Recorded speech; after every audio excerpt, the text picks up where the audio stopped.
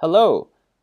In this video, I want to show you how to fit regression models on patterns that are given by plots that are not linear functions, and they may be something else.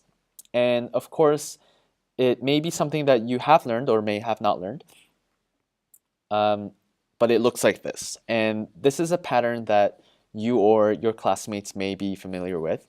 If you notice, there's some sort of a pattern where do you kind of see it? The points kind of go down as x increases. The points decrease until some sort of a point, and then it starts increasing again in a similar fashion as it increases almost as quickly as it has decreased.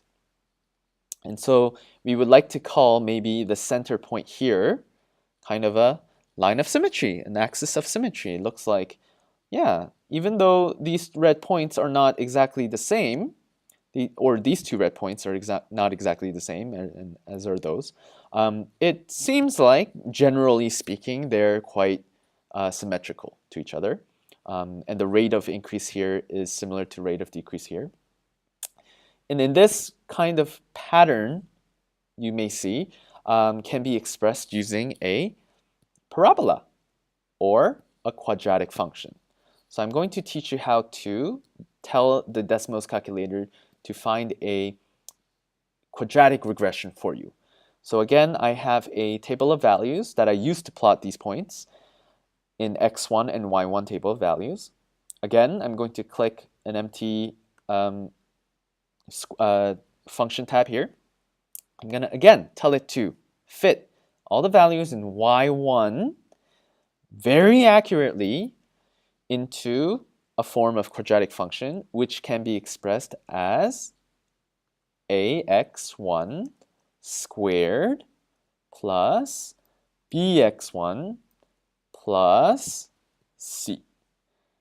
And if you tell your calculator to fit those lines in the best way as possible, you will see that a regression is graphed for you where a, b, and c are coefficients and a constant, and those values are approximated for you here at the bottom.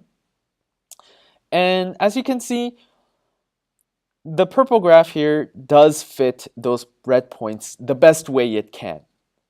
Is it going to go through all of the points perfectly? No, but you can still use it as a close approximation to use that to your advantage for whatever you want to do. So for example, if you want to say, oh, what if I had one more point here where, let's say, or up here, let's say, where x equals 10.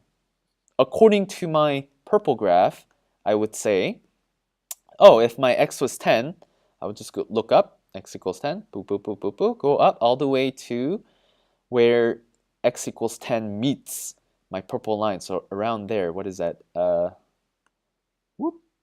10 comma 21.5-ish, 21.5. So using my purple graph, I can make some estimations, I can make some hypotheses, can make some claims.